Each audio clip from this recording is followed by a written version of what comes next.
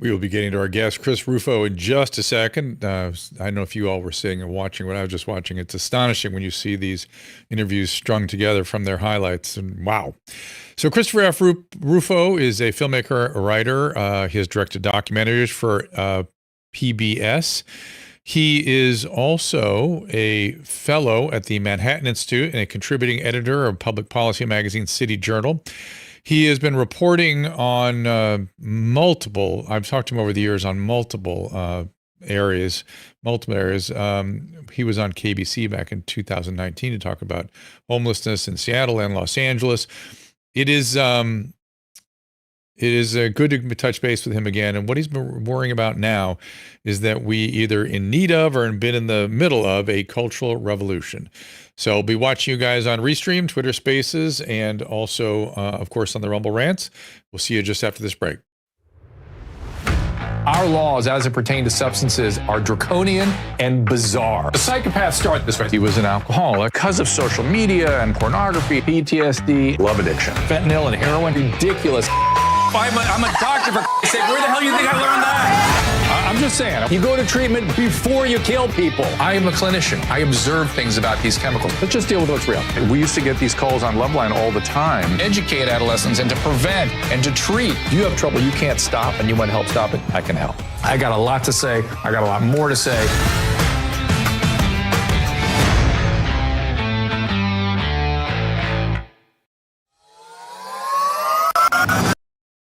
I suspect you've seen Susan and I gushing over Paleo Valley products. We love the taste and how well they fit into a paleo-based nutrition regimen. They're delicious, and we use them for travel all the time.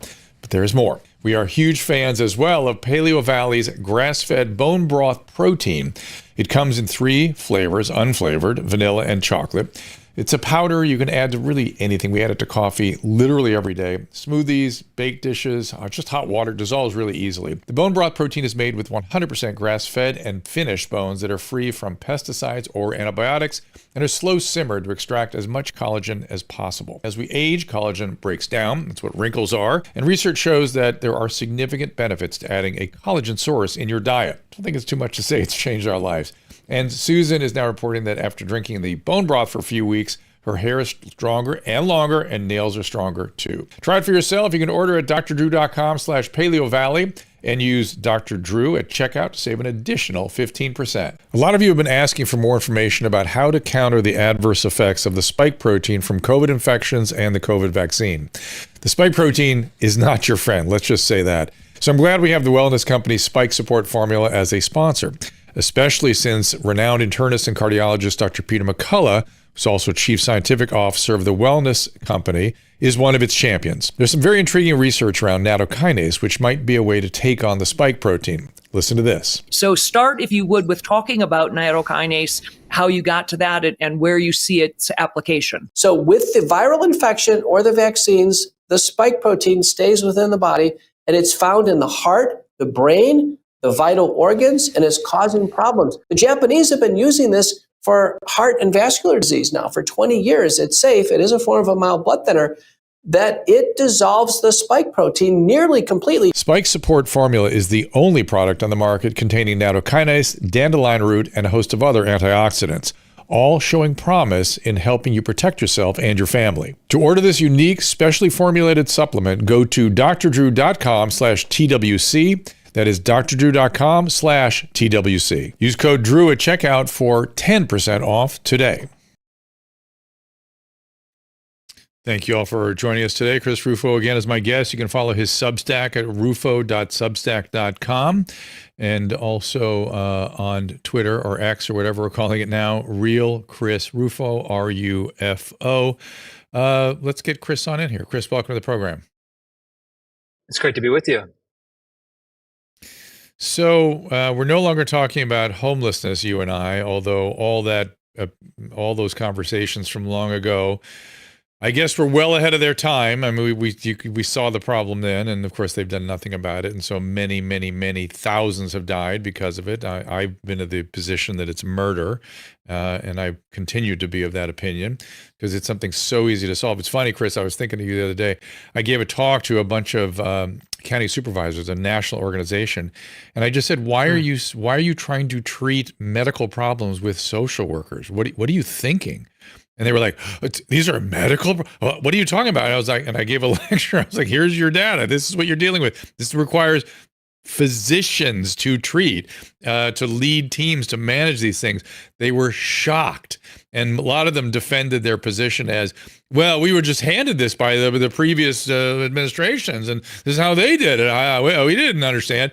Yeah, it's beyond. It's become, which is a really interesting sort of observation, which this stuff has become endemic. It made me think also, and this is what I want to tee up for you.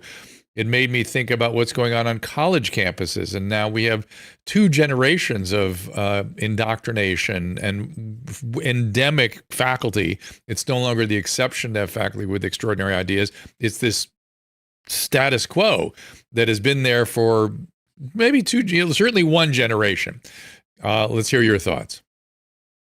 Yeah, I think that's right. And what I think that the fundamental problem is, and we see this at universities, we see this on homelessness, we see this on K through 12 education, is that the left has become so used to dominating its own environment and essentially believing its own lies. And a lot of these lies come from good intentions. They want to avoid uncomfortable truths. They want to avoid offense. They want to avoid questioning their own ideas out of some polite instinct. But they actually have consequences, and that's what we're seeing everywhere. And I think it's just astonishing. And what I document in the book, but is seen very clearly in the response to homelessness, is that we've become so degraded in even our sensory capacities that you can walk by a street full of tents with people who are in kind of obvious mental, physical distress, schizophrenics, talking to themselves, people doing drugs openly.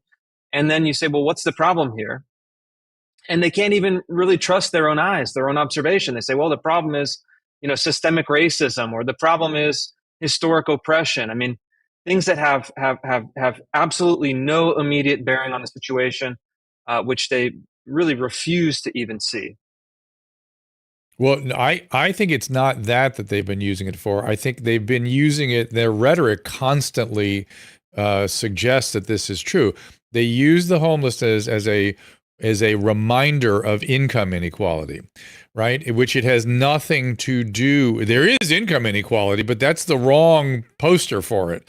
These are people with this. This is about a failure of the mental health system, and a failure to treat drug addiction, and a failure to ask people with serious brain diseases to do anything and to allow them to die.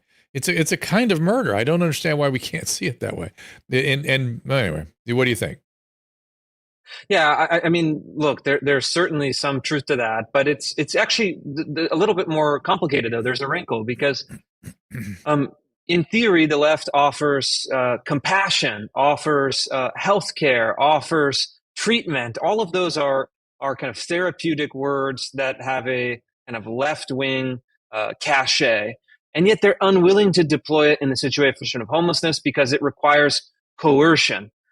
Because they want every choice to be voluntary for groups that are considered lower down on the ladder.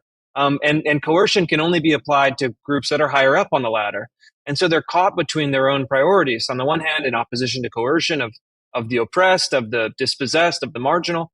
And on the other hand, they have all of these tools that they would supposedly want to deploy, that they're unwilling to do so given those constraints. But the people who really suffer from this are of course the people in the streets, but also the middle class people who are trying to get on the bus, trying to go to work, trying to get inside the buildings where they need to go downtown, that are subjected to this nightmare that is created, of course, in some sense by the people on the streets, but I think in a greater sense by the politics. And so I wondered back then when we first talked a number of years ago, when will voters start to connect the dots on this? And when will they start forcing the politicians to acknowledge the reality? I don't know. Tell me your sense. In Los Angeles, Has that happened, or is that really just still something that could possibly occur in the future? It's hard to understand. I was just talking to somebody about this morning. I mean, why do you keep voting the same policy and the same types and the same people back in again and again? It's the definition of insanity, right? Doing the same thing over and over and expecting a different outcome. It's really hard to understand. I understand a little bit about why these people that are in these elected positions seem to refuse to change their recalcitrance or to change their position. They are completely at the whim of activists, completely. I think they must need the activists to do some things, and then they have to cave to activists in other areas. Because if you say the slightest thing about moving one of the 20,000 campers that line the streets of Los Angeles with terribly drug addicted individuals living in, or talk about asking addicts to do anything, to say, come with me, I can help you. You can't do that. That is coercion. And at the same time, mind you, these elected officials put laws in place that would put me in prison for elder abuse if I didn't manually take somebody with dementia with the same exact symptom complex and bring that person to treatment. The horror in all this is that dementias are inexorable. They're going to get worse no matter what. So bringing that person to treatment is, for sure, I want to get them to treatment so they're safe, but it's not going to change the course of illness. While addiction, schizophrenia, bipolar disorder, these things, you intervene early and you change the trajectory dramatically. While if you leave a schizophrenic in the street, they'll be done forever. And drug addicts will die. So one of the little elements in all this I've noticed that they always leave out, and that is a wrinkle in their thinking about this, is the progressivity of these illnesses. Opiate addiction, stimulant addiction is a progressive illness that ends in death. Period. Schizophrenia is a progressive illness that destroys the brain if you don't help early. They refuse to acknowledge this. Their position is, well, let's have nurses give the heroin instead. If I give the heroin, it still progresses. It doesn't matter. It is a feature of the substance on the brain and the genetics of these individuals. So that's the part I can't get them to acknowledge. Yeah, and I think there's another social cost element to it as well. So you have, of course, it's progressively gets worse for the people who are suffering from schizophrenia or heroin or meth addiction. But unlike the dementia patient, these folks also become more dangerous to others progressively as their illnesses get worse and worse. And so, at the end of the day, if a dementia patient or someone suffering from dementia isn't housed and treated and cared for, this is a tragedy for that person, certainly, and that person's family in an emotional way. But they're not a threat to others. They're not going to do violent outbursts. They're not going to stab people on the street. They're not going to attack people, on the subway.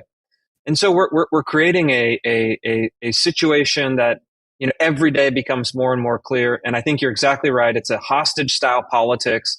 Activists control the levers of power. Activists control the narratives. Activists control, even the kind of reputation and safety of political figures who then engage in a fiction. And I think some of them don't understand. I think really genuinely they have no idea.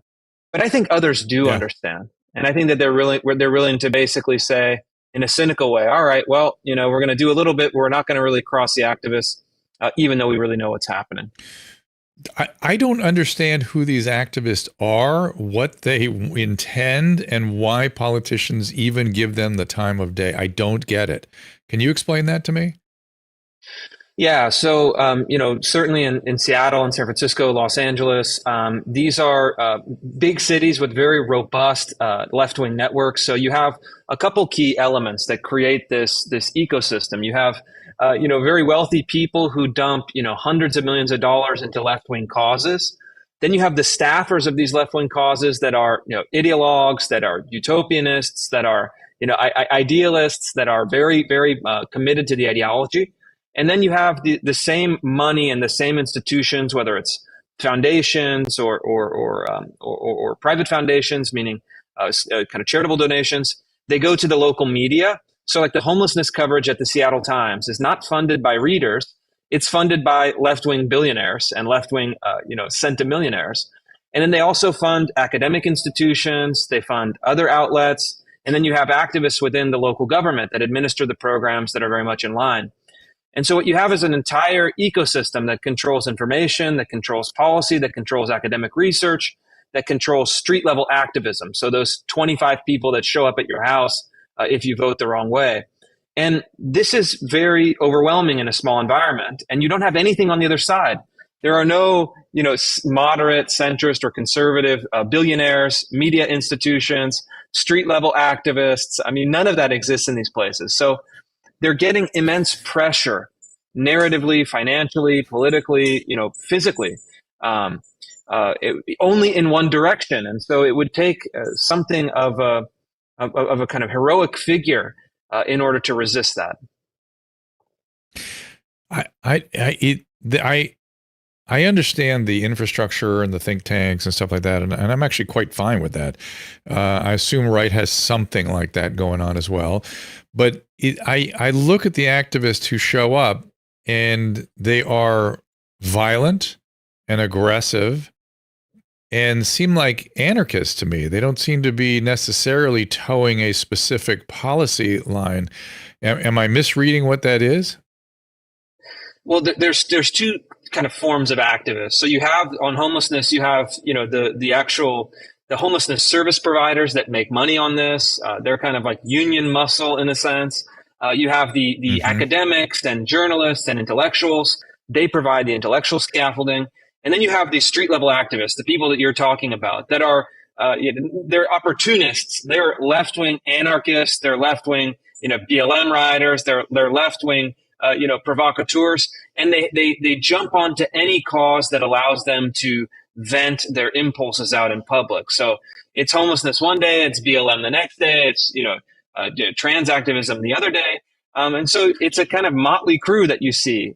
But it's effective. I mean, if you can get 100 people to yell and scream at a public meeting or in front of someone's house or at outside your office, it has an impact. It has a psychological impact and therefore has a political impact. And of course, I'm not suggesting that counter protesters should mobilize against them in the same way. But it does affect the calculus of politicians who, if they have one great skill, it's being perceptive and having their antennas up for public opinion. I mean, that's their job. And if they only hear it one way all day, every day, the money goes one way all day, every day. And then you have a circle of influence where the people who get funding for these absurd, service programs and harm reduction programs, then funnel that money back into activism, funnel that money back into politics. You have to have something significant to break it. And I haven't seen anything anything to that scale where that might happen. Well, I mean, isn't the significant thing, what about the rest of us? What about all the people in this country, in this city, everyone in the middle, everyone, as you said, moderate? That's everybody. That's everyone else. And why are the politicians able to listen to these I don't understand why they listen to them, these very fringe, and you say they're part of a larger infrastructure. I get that, but there's a gigantic population that is going, hey, what are you doing? Why do you listen to these people? They're not representing me, and you're letting them, as the elected official, you're the person that represents me, not the people yelling at you. I remember when they cleaned up Las Vegas a little bit, they started saying they're not going to allow certain behaviors, and they're going to put people in treatment and stuff. And the mayor just went, you don't have a vote here. You get out. Get out. You don't know what you're talking about. You never treated somebody with schizophrenia. You've never treated a drug addict. These people are dying. Get out of here. I thought, oh my God, an elected official that has got a brain. I don't know what the outcome of all that was. I just happened to have seen that a couple of years ago, pre-COVID, I'd say, maybe right at the beginning of COVID. And I thought, why aren't they all doing that? I don't understand it. These are not physicians coming in and going, hey, excuse me, this is the right, you're going to kill these people if you don't. No, it's quite the opposite. You are killing them if you don't. If you keep listening to these assholes, you are killing people by the thousands. 6 a day here in Los Angeles. I think that the big problem is that public opinion, if you look at public opinion on homelessness in particular, the public wants zero tolerance on encampments on the sidewalk. The public wants stricter enforcement of drug laws. The public wants coercive or mandatory mental health treatment for people on the streets. But the public, in a sense, majority is not as important as the influence of an activist minority. The activist minority cares more, it pushes more, it has a narrative, it has influence, it operates within the Capitol, and it wins elections. And so, of course, majority opinion can be mobilized, it can be shaped, it can be directed, but it's not an organic process. Even if you have 70% of a majority, you're not winning those council seats. You're not driving policy. You're not changing the laws, and you're not changing how the laws are enforced. This is, in some sense, a democratic myth. I would like it to be that way. My personal opinion on these issues is in line with the 70% majority. But in the actual practice of governance, it's simply not enough. Is that ideal? No. Is that how it's supposed to be? Not exactly. But that's really the practical matter in the blue cities. And you're right. Conservatives, we do have a think tank infrastructure. We have an activist infrastructure. We have politics in an organized way, but not in blue cities. It's just not worthwhile for conservatives to invest there. They're invest in suburbs. They invest in rural areas. That's where their base is. And for most conservative politicians or people of influence, they really could care less about what happens in a place where they don't live. They say, well, I don't live in Capitol Hill, Seattle. I don't live in the Tenderloin in San Francisco. I have no means of influencing it, and so they're less interested in getting involved. So that is an eye-opening statement to me. And again, I'm sitting right in the middle. I'm a moderate. I see both sides of these things. What's the answer? One thing I say for sure as a moderate is that the average person's interests are not being represented, and in the process there are people being murdered. And so as a physician, I can't get it out of my head. So what is the answer here? Is there an answer? Yeah, I mean, in the bad news is that there's not an answer that has been implemented or a model that has been successfully deployed, with the partial exception of a city like Austin, Texas. So, but I think that Austin, Texas, what worked there in a limited but real way, what worked in Houston, Texas, and in a certain regard, could work in the West Coast cities, but it would need a twist. And so, what they did is they organized politically. They had grassroots groups, they had a movement, they had ballot initiatives, they had PR teams, they had wealthy donors funding their efforts, they conducted research, they hosted conferences, they mobilized voters in neighborhoods, they helped train police officers, they changed the laws on the books, they held the politicians' feet to the fire to enforce them. And could that work? Austin is, of course, a kind of left-leaning city, but in a greater environment that is in a more conservative state. And Austin is politically more conservative than, let's say, San Francisco. I think it could also work in San Francisco and Los Angeles, but it would take a significant intervention. Austin is also much smaller than say, Los Angeles County. I mean, Los Angeles County is enormous. So what I think it would take is a significant windfall investment from someone on the tune of, $100 million to establish a think tank, to establish a grassroots organization, to establish the research, to establish the communications infrastructure, and then to actually put money into political campaigns and political influence. Wow. That's how the game would have to work. And I wish it could be Mr. Smith goes to Washington, but unfortunately, I think that's been tried and failed in these cities for quite a long time. I spent a lot of time in Austin, and they still have a homeless problem, but there's really, it's very clear what's going on. The average homeless person is a drug addict. But there is also a interesting, and I'm not quite sure what to do with, population of down and out black men who are not addicted. I don't know if there's mental illness under it or anything, but that's the group that they are not supporting properly. The drug addict, I understand the frustration and difficulties with that, but there is this special group there that be a great thing for them to solve that for them and see what that is, and maybe bring that to downtown Los Angeles. I mean, there's a lot of opportunity to do really powerful things for people here, and they don't look at it that way. It's just too much for me. I don't know. Well, listen, I got to take a little break in a second, but before we do though, sort of what led to you writing the book? What's going on in your head about what's your concern here? What is the thesis of the book?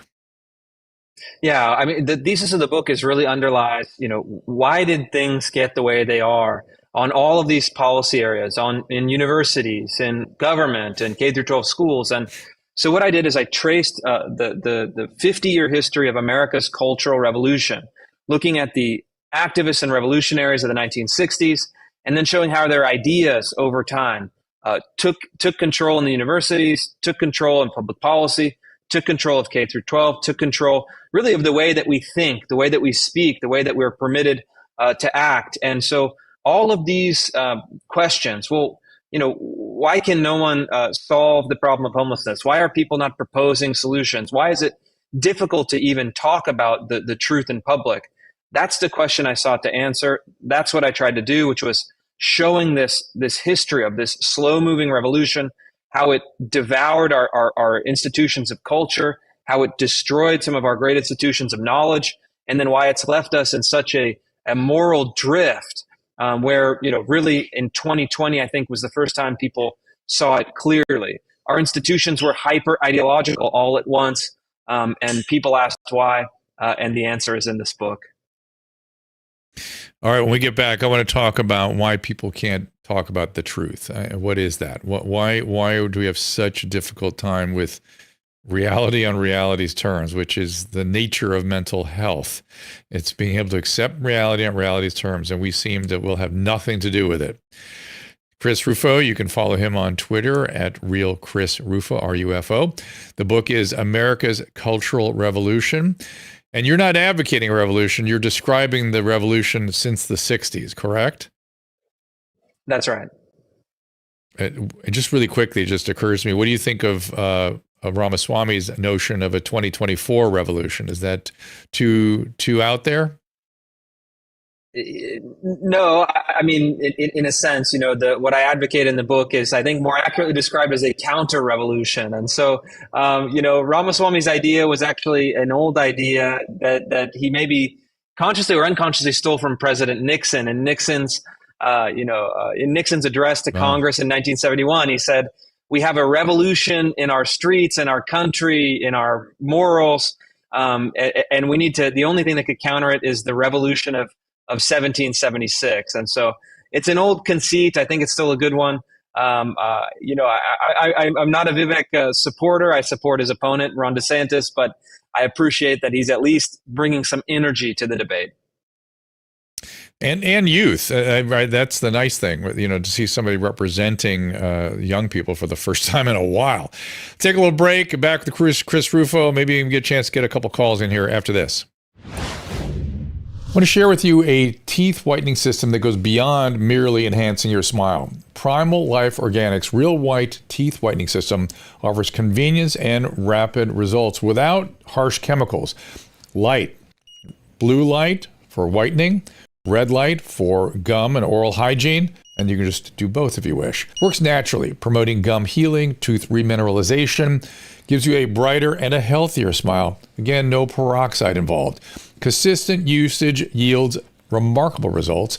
Take this opportunity to transform your smile and at the same time, optimize your oral health. Aim for 5 times a week for the best outcomes. Discover more about this remarkable teeth whitening system and other products at drdrew.com/primal today. That again is drdrew.com/PRIMAL. Be sure to use that link for 60% off DREW.com/PRIMAL.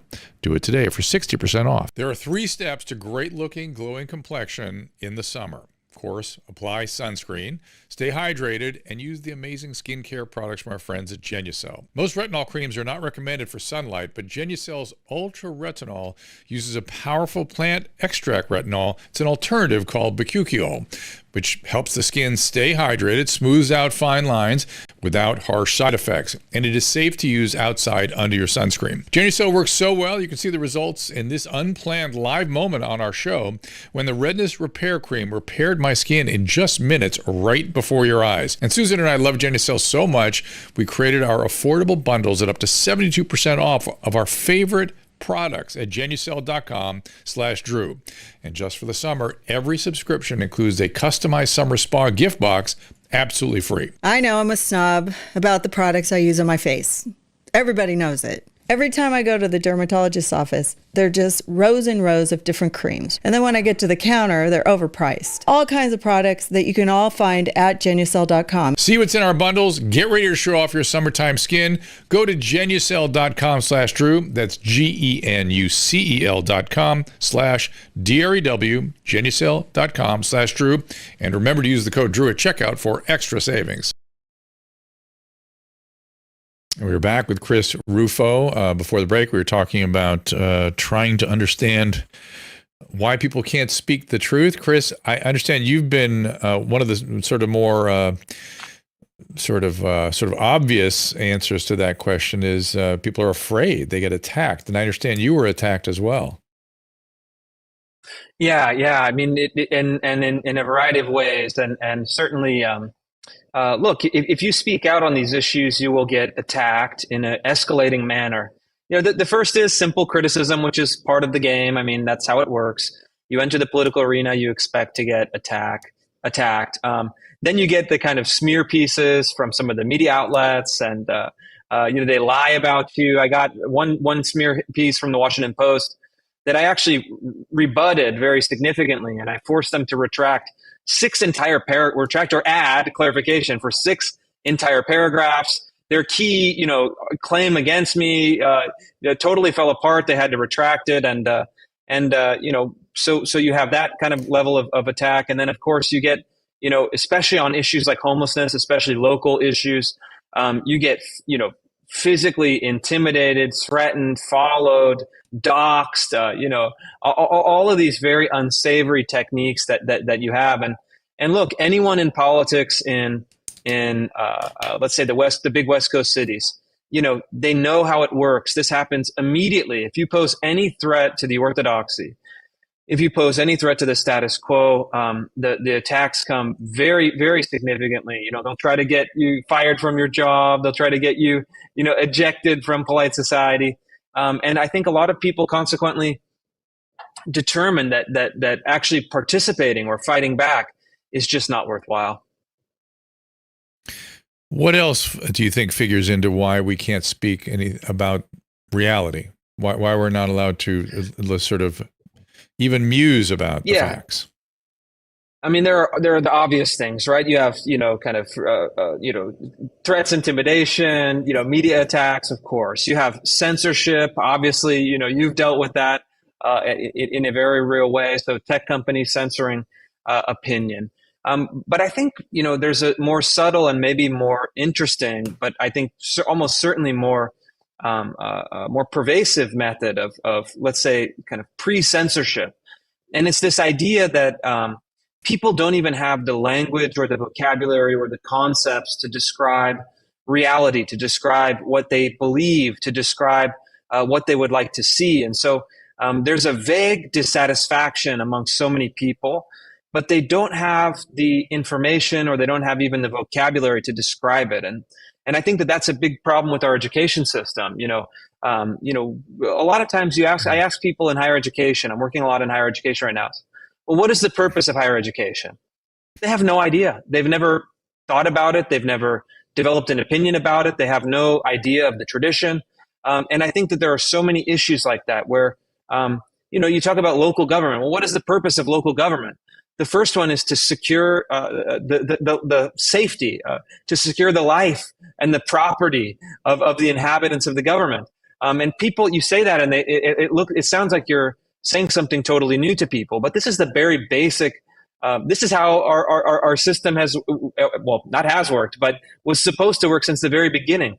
You had natural rights to life, liberty, and property, the pursuit of happiness. The government is supposed to secure those very basic rights. And we don't have that in these cities. But these cities have record money. They have incredible technology. They have hundreds of thousands of people that work for them, but they don't even know the very basic purpose of what they're supposed to be doing. Yeah, it's what I've been saying for quite some time. I mean, at least in these, I live a lot of my time in New York City, and their government sort of works, and they sort of provide things. They've got their own problems, but you get transportation, you get streets, you get an extraordinarily complex sanitation, trash system, and you get water. I mean, everything's it's incredibly complex, and they deliver on that. You come to Los Angeles, no transportation, no roads, no power, no water, no safety. I mean, the basic reason for government. I just keep saying, why do we have a government? This is a basic function of government. They're not governing. And you're saying they don't even seem to understand what governing is, which is breathtaking. I just, I remember back when I was probably in high school, they talk about transportation, and they talk about sanitation, they talk about water, and they do the things the basic functions of government that, thank God, we get here in Pasadena quite well. And in fact, that's one of the reasons I started thinking about this. It stood out compared to Los Angeles. But what do people think they're doing? Well, they think that they're pursuing revolution, and they think they're dispensing social justice. They think they're standing on behalf of the oppressed. And here's why there's a discrepancy. Can't they do that and govern? Can't they do that and govern? Couldn't they leave not leave out the governing part? That's astonishing to me. Listen, creating a water treatment plant, running an electrical grid, maintaining a network of thousands of miles of roads is actually very difficult and logistically complex. Yeah. It's technically complex. Yeah. It's kind of thankless work. No one is excited when they have power 24/7. It's taken for granted at this point, although that's changing. But fighting for social justice, screaming at city council meetings, and calling someone a Nazi after work is immediately gratifying to the emotions. And it takes actually no effort. It takes no expertise. It takes no hard work. It takes no sacrifice of immediate interest. And so you have a governing class now in some places like San Francisco and Los Angeles and Seattle that is contenting itself with delivering these symbolic victories and fighting these symbolic fights because governing a complex logistical effort is simply too difficult. They have no interest in it. They have no capacity for it. And they'd substitute these symbolic concerns for the actual hard work of governing. Wow. I don't understand why that is more obvious to people, if that is true, which it seems to be. I keep pointing at it, and you're confirming it for the first time for me. The other thing that's troubling me here, a couple things I want to talk about. One is the role of money. It's come up in some really kind of odd ways in this conversation. One is that you need $100 million to have some sort of counterforce, but it's also very much figures into what politicians do. It's, as you said, there's sort of a unionized system in delivery of care and homelessness and all these other phenomena. Money has it's too just so to say coercive. It's an entanglement that I worry about. Is there anything that can be done about that? Yeah, I mean, yes. Although what I would say is that part of the reason why the system does not change is because the players in the system all benefit from the system as it is today. That is the status quo. These cities are spending billions of dollars on homelessness services per year. I know. And so I'm aware. I could cut that in half and deliver medical services for them. I know exactly how to do it. I told one of the supervisors to go get that Sears building. Here's the 3 system we're going to put in there. Here's how we'll staff it. No problem. That's not $1 billion. That is not $1 billion. It's not even $100 million. It's not. But look, I mean, what you have to do is something that's very difficult. You have to separate the individual from the individual's paycheck. And so, people fight for good governance, people fight for reforms, but to actually fight to separate a large group of people from their paychecks is going to create a furious reaction. They will fight you, seemingly to the death to protect their income stream, their cash flow. And so you are up against something that is a very profound connection. And then everyone is in on the corrupt system. I mean, they see the city, they see the lack of results, they see the numbers in the dashboards that they create, but they are willing to look the other way, or they're willing to rationalize it or make excuses for it, because they are paid to the status quo. They are not paid to deliver results. And so you need someone that has the strength, that has the guts, that has the commitment, that is willing to tell people, no more paycheck for you. Go find a real job. You're hurting people. You're not helping them. And we're going to find people who are actually dedicated to results. And I'm zeroing out your budget. That's what actually has to happen. And I'm afraid that is actually a rare set of skills that very few people have.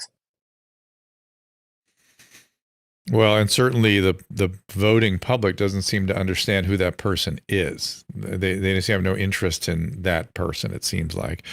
So the other thing I wanted to ask about was, you've framed this as a cultural revolution, and I've been thinking two things. That there is sort of that book, The Fourth Turning? Talking about generational differences and things. I've sort of lived through that and seen that in real time from the standpoint of psychology and psychopathology. And, I've seen the narcissistic turn. I've seen now hysteria kick in.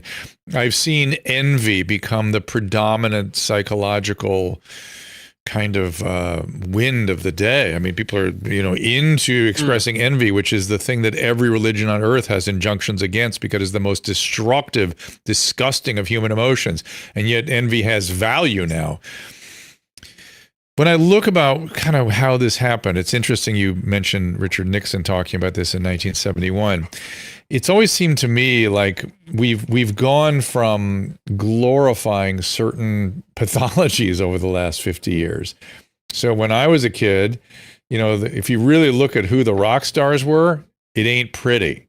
We glorified these guys, and if you look at some of the lyrics from the 70s, it's just breathtaking what they were advocating and what they thought was okay. And look at the behavior of Led Zeppelin and what the abuse of women, and you just go down the line. These are sociopaths. These are drug addicts and sociopaths, and we elevated them to a very high status. It seems like we've gone through this period of 50 years where we used to elevate people that sort of did good things, and we switched somewhere in the 60s. Is that a post-World War II phenomenon? Is it still? I've tried to look at the grand sweep of history and figure out how this all happened. Is that still remnants of the Civil War and Reconstruction that we were trying to work through, and the youth sort of brought it to the surface? What do you imagine that was, or do you have an opinion about that? And where are we now? I think more importantly, a big reason for this is the process of secularization. So up until and really through the World War II period, you had a general moral consensus. And it was a generally Judeo-Christian, but really a Christian moral consensus. You still had very high rates of church attendance. Most people in the United States shared this basic ethical framework. It was understood. It was implicit. It was shaped daily life. It shaped the cultural prohibitions you're talking about. The disappearance of that has led to a vacuum that has been filled by sociopathy, as you're saying, by narcissism. You're talking about the 80s and 90s. But what I think is the dominant cast today, and something that I've been thinking about a lot, if you look at the cluster B personality disorders, which includes narcissism, which includes borderline, which includes antisocial personality disorder, which includes histrionic personality disorder. If you just read the DSM criteria, the kind of bullet points of the kind of traits exhibited by someone suffering from these cluster of disorders, or one of them, or one or multiple, You kind of read them, you say, oof, this very much reminds me of all of the cultural patterns that are rewarded and incentivized in our society. It's like all of the social media content you see. It's people who are valorized or lionized on certainly by left-wing activists. And then it's the pattern of behavior that you see, especially in universities.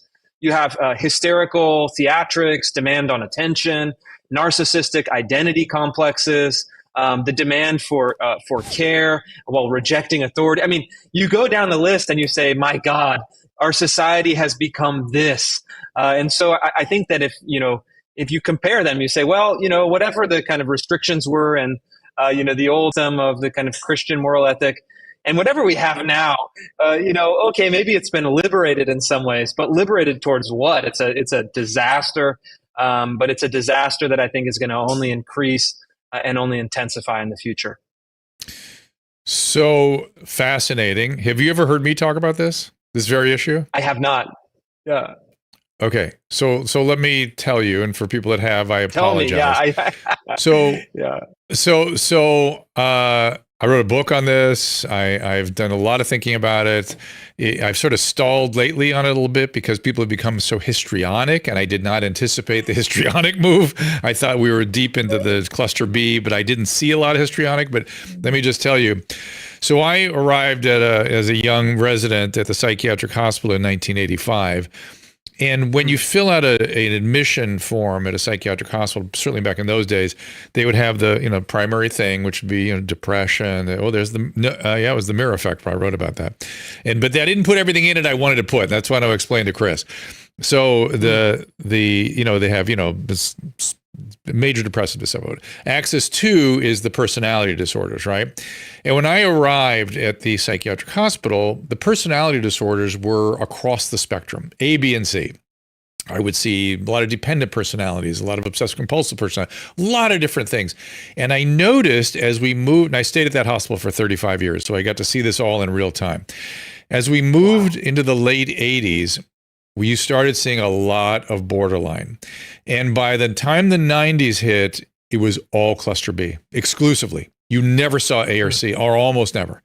So it was played out in the mental health setting, and it certainly continues until today. And along the time, there was a bunch of literature suggesting that narcissistic traits had become more common. There was this whole argument about acquired narcissism, but I'm here to tell you, because I watched it in real time, I talked to people in real time, hundreds of people on the radio every night and throughout the weeks. Childhood trauma was at pandemic levels in the 70s, 80s, and 90s. Go back to the lyrics of the guys in the 70s talking about acting out on 14-year-old girls as the coolest thing in the world, and you get a sense of what was going on. Where there was childhood trauma, sexual abuse, neglect, physical abuse, and more drug addiction in the family systems, lots of adverse childhood experiences, which my profession finally caught up with by 2000, that, oh my goodness, adverse childhood experiences can affect people's health. Can you imagine that? But the trauma was really so the two issues. There was this trend, and then there was childhood trauma on top of that. And then you add in, and so when I wrote that book, I spent a lot of time going, God, I wonder, we have historical antecedents where this has happened before. The closest relative of that period of history I could find was pre-revolutionary France, where children were routinely abandoned on the steps of adoption homes, whatever they call them, orphanages, where children were acted out on sexually all the time. And what did you get? Guillotines. You get scapegoating. And at the time that I wrote that book, I wanted to write a chapter about scapegoating mechanisms and how there had to be a time when all this narcissistic rage had to get focused out there, or else they destroy each other. That's kind of what happens. It's why the Aztecs would tear the heart out every morning and throw it down the stairs. No, it's not because they thought the sun would come up. That's like people, it's because they needed it for the sun to come up. No, why did they do that in the first place? Why was that so necessary to maintain the stability of that society? Because that same phenomenon of scapegoating. Scapegoating is a very, very powerful mechanism. And by the way, the Aztecs had something called the Codex, which was a specific guidebook for how to traumatize your child to turn them into a great warrior. that was adaptive for them. They needed to do that, and they did it, but then they could tear each other apart if they didn't scapegoat every morning. France was a little closer relative to what we were dealing with, but you got guillotines. And when I wrote that book whenever it was, I didn't know about social media yet, and I didn't understand that would be the public square, where cancellation would be the guillotine of our time. You're absolutely right. Cluster B is ubiquitous. And the way we dealt with Cluster B at the time, and still to this day, is with firmness and unity and a consistent wall. Like, hey, stop it. Somebody goes, stop. You're hurting people. You stop it. You're hurting yourself. You're firm with them. And you go, we're going to do something a little different here. You're going to be, I love you dearly, but stop. It's got to stop. The other thing about the systems part of this is, back when I saw the borderline thing coming on in the 80s, that was when the legal system was the playground for individuals with borderline disorders. I don't know if you were old enough to be aware then, but that's when you had all the lawsuits about hot coffee spills and somebody scraping their knee and then taking down McDonald's, and that was all borderline. And the legal system caught on to that and started punishing people for doing that. Like, no, you're going to get slapped. You can't do that. You're going to end up paying for the procedures. And people adjust themselves when the consequences are intense. The problem is, same people, same disorders are in the government. And there's no one to put a little stop to some of the behaviors now. And they can be very aggressive and very vengeful and very envious. And envy is the liability in cluster B disorders. Envy. It's the worst part of those disorders, and aggression. I have a question, because this is something I've been thinking about. And so I think you're absolutely right. But the difference now is that there's been also a collapse of authority. In the late 80s, early 90s, you still had the kind of old school people that were probably in high positions in the hospital. They had firmness, they had resolve, they could say no, they could set limits. Mm-hmm. That's gone. You have in a university setting, for example, it's almost, it's a very much of a feminine, archetypally feminine, but also demographically feminine domain. So you have different set of social strategies, different set of rules. There's been a sense, nobody has been willing to, in a university setting, leadership-wise, to say no, to set boundaries, to impose limits, to have prohibitions of any kind. Right. And so you have a kind of cluster B family drama where you have, and I'd be curious if you saw this in an actual real sense in your clinical work. Mm-hmm. You have, let's say, a female with a cluster B type symptoms that is acting out, that is seeking attention, that is pushing and pulling, histrionic, etc. You have a kind of mother figure that is indulging, is codependent, rewards those behaviors, and you have, in a sense, an absent father figure. Father is gone. That's the archetypal drama that I see within our institutions today over and over. Is that something that dovetails with your actual clinical experience? Oh, this is all absolutely. It is because the cluster B feels out of control and uncontained. They don't like being that way. They look for some external containment to help them with some of these unregulated emotions. I worked a lot with borderline. I have deep empathy for what they deal with. No one suffers more than them, but in the process, they wreak chaos. That's part of their thing, is projective identification.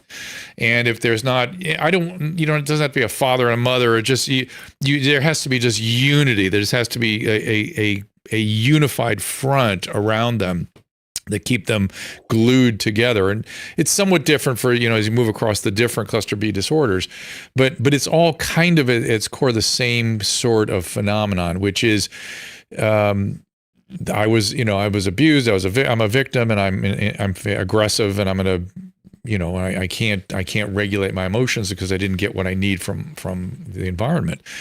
And it's something that if you, I get overwhelmed thinking about it, but it running amok, it's not a good thing for anybody. It's particularly not good for the individual that's running amok. They don't end up happier because of it. They end up much more miserable. And that's the part you will not get people to believe. Where do you think it goes from here, though? Because it's now been projected onto our institutions. It's not just a personal, private matter, psychological matter. what happened to your patients as a cohort, as a group, that might give us some idea of where this could go institutionally? You know,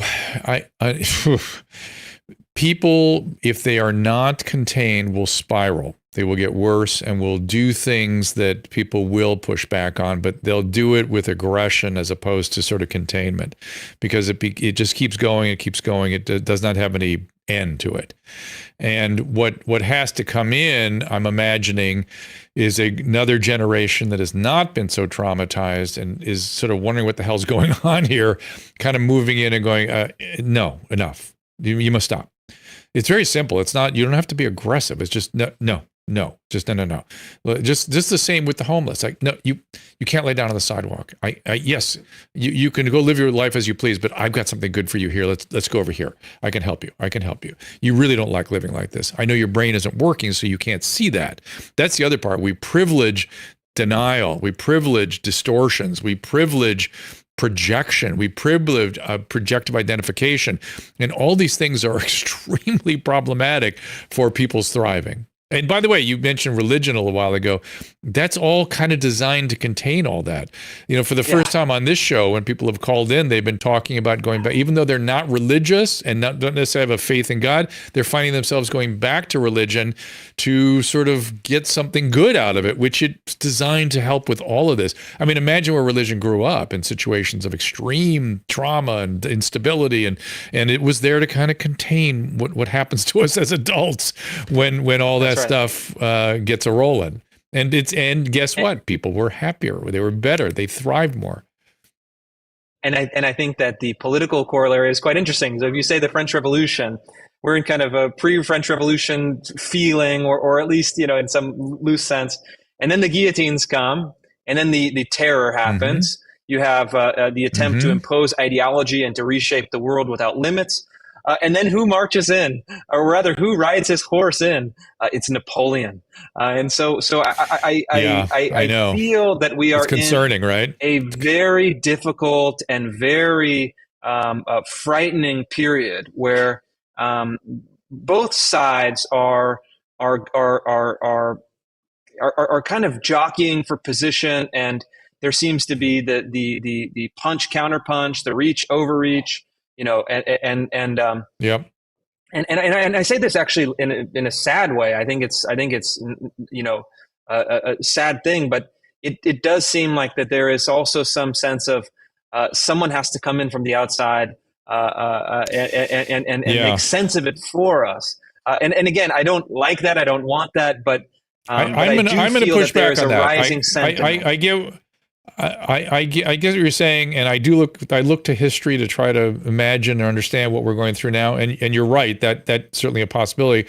But maybe that was Trump. Maybe we had a small version of that in some people's minds. And I just believe, this is my belief, Chris, that these our founding fathers were truly brilliant, and they really did use the wisdom of all history prior to 1776. And the state system is our buffer against this. The fact that we have the kind of we are not a federal government. We are a more perfect union of states, and those state systems and the functioning of local government. While you and I have been complaining about it's not really working, Alexis de Tocqueville in 1822 said it's the local practice of democracy that makes America work. And when I spoke to all those national county board supervisors, I commended them for being the representative of that. And guess what? The vast majority of their counties did work and did function, and they were well-meaning, and they were able to take direction. And so the vastness of our system and the localization and the statehood, I think that's our buffer. And the fact that in France, things were a lot worse. The reality of the economic situation, the reality of 100 Years' War, the realities of Britain breathing down their neck all the time, the excesses of Louis the 14th, 15th, and 16th. These were real things that really pissed people off. And, you know, it's a totally different thing. So I'm going to say that was then, and we have certain things now that will sort of mitigate some of that. What do you say? I'm with you. Certainly, that's my hope as well. And I think you're exactly right. Look, we have a system of states. I think for the first time in my lifetime, states are starting to look and act differently. And I think that this is good. It Yeah, me allows too. people to Yeah. move. It allows people to travel. It allows people to pick up stakes and go to a system of government Yeah. that is more aligned with Yeah. their values. I think that's good rather than bad. Yeah. I think that the public is starting to reassert its authority over the state institutions and the government institutions. I think that is good. I think our founders had a system that works slowly on purpose at the federal level. You have to get your 60 votes in the Senate now. I mean, not exactly from the founders, but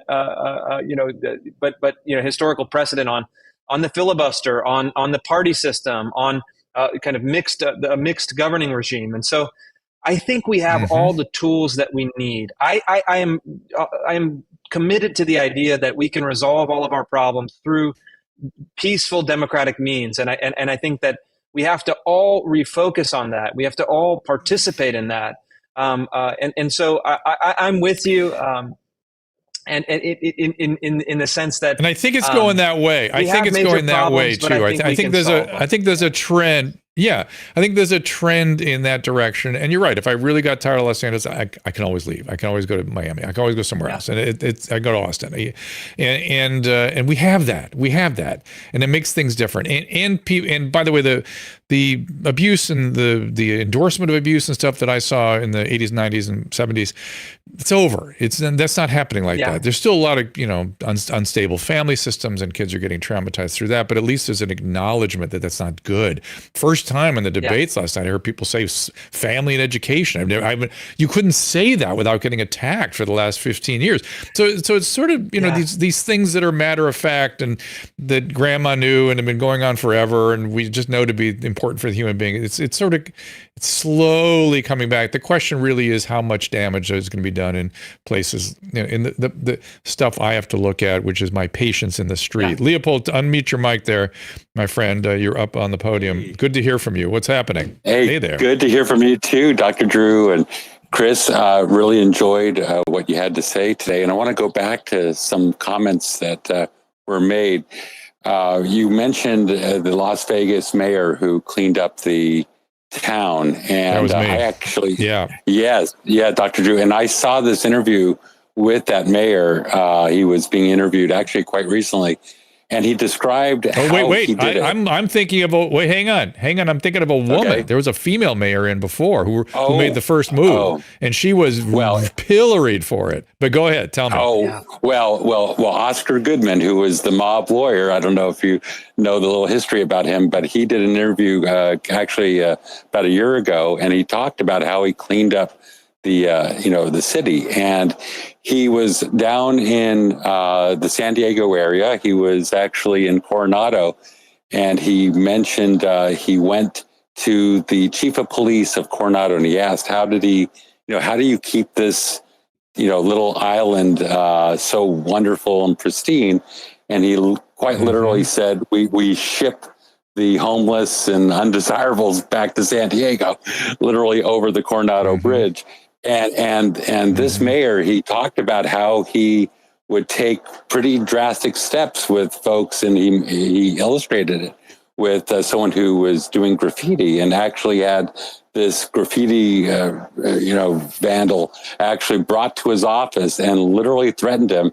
And all the pundits and all the liberal media types were after him and said, "Oh, you're going to lose the next election." Apparently, that story got out. He was elected with even more of the vote. I think we've reached a limit in the society where people who spend a couple $1 million on a penthouse apartment don't want the homeless urinating in their down below when they get out of the elevator. Yeah, yes, agreed, sir. You doing well, by the way? You good? Oh, I'm doing good. But I wanted to segue. You sound good. Well, thank you. Go ahead. Thank you so much. Well, I wanted to segue into something else that was mentioned, which was, I remember how the LA Slimes went after you when you were being, considered for that position for the homeless. And I think it was exactly what you mentioned. I think you threatened the flow of money. I think if you follow the money, there's a lot of money in homelessness. And I think that I think you were going to shed some light on that. And I think they were very threatened by that.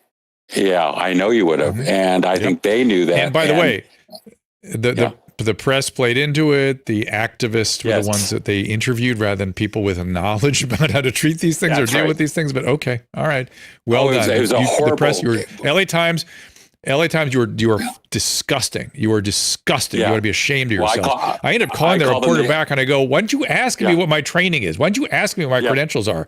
You reported that I have a license in the state of California. I've had 3 clinical assistant professorships. I'm a fellow in 2 different societies. What the hell are you reporting on? What kind of reporter are you? It's disgusting. Well, anyway, Leopold, I got to throw you back in. I got to throw. Well, go ahead. They're called the LA. I call them the LA Slimes for a reason. So that's the reason. There you go, my friend. I appreciate that. See you soon, my friend. Yeah, but Leopold did. He touched on something without intending to. We'll have to bring you back to talk about this, which is we do have a class problem. We do, and people are avoiding that. It seems to me. Do you agree with me on that? Yeah, I mean, depending on in what sense. What do you mean in the last little bit that we have? Well, I'm not sure what sense. I'm just aware that there's some tension there and that people are avoiding it. That's sort of, I haven't thought a lot about it yet. Maybe I'll do some thinking on it and then bring you back in. But a lot of what we do focus on seems to me like a little bit of misdirection. What do magicians do when they try to get you to misdirection? Thank you. It's a misdirection from a more challenging, difficult problem. They point at income inequality. That's not what we're looking at in the streets. The income inequality is a much more dicey, complicated problem that we really should be talking about. And most of it, frankly, a huge piece is the erosion of the middle class, the ability to have a good life in this country, and that's the part they seem to run away from right now. But Chris, thank you so much. I'll leave it there. We could go on and on and on. Let's put the book up again. It is America's Cultural Revolution. Tell me again what I'm going to learn by reading the book. So we'll give that pitch. You'll understand left-wing ideology from 1968 to the present. You'll understand it as far as what these ideas are, but you'll also understand how they attach themselves to power, how they burrowed into our institutions, and how they seem to dominate American life in the years following 2020. It's funny. Some of these tactics that I'm seeing I keep reaching back in history. I've started reading a Lenin biography, and lo and behold, he's advocating some of these same just yell at people until they get tired and shut up. That was his way of arguing early in his career, and he was explicit about it. So there it is. That's the activist thing. All right, guys. Thank you, Chris. Thank you, everybody, for calling. Exactly. Leopold, thank you. I'm sorry to get to more calls today. I've got to run do Bert Kreischer's podcast, interestingly. So look for that. And let's see, it's Thursday, so our next show will be on Tuesday. Are we put those up there so I can make sure I get the times right? I screwed that all up this week. Let's see, on Tuesday, looks like the 29th, looks like normal time. Wednesday with Dr. Victory is going to be early at noon. And then on Thursday, Mark Chankisi, I'm very looking forward to this, the cognitive psychologist.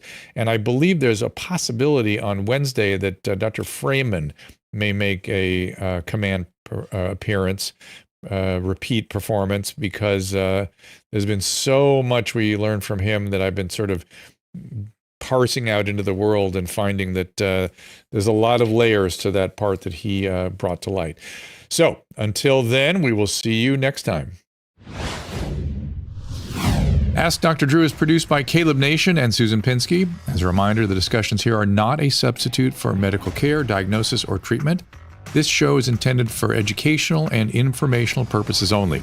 I am a licensed physician, but I am not a replacement for your personal doctor, and I am not practicing medicine here. Always remember that our understanding of medicine and science is constantly evolving. Though my opinion is based on the information that is available to me today, some of the contents of this show could be outdated in the future. Be sure to check with trusted resources in case any of the information has been updated since this was published. If you or someone you know is in immediate danger, don't call me, call 911. If you're feeling hopeless or suicidal, call the National Suicide Prevention Lifeline at 800-273-8255. You can find more of my recommended organizations and helpful resources at drdrew.com/help. You know? I'm a giant fan. I mean, I think most comics, it's very surreal to know you because before I had health insurance, you were my doctor, like for real. And that was Hope that so went up well. until like 2 years ago. So thank you. And I think most people are aware that you are expecting. Yes. And we just did a little sort of selfie that I don't know where you put that, Instagram or something. And I've seen it. Spank Whitney, bank. Whatever, it's all good. and so it's your mom's house, man. This is where that all happens. I really get off on doctors talking to me. So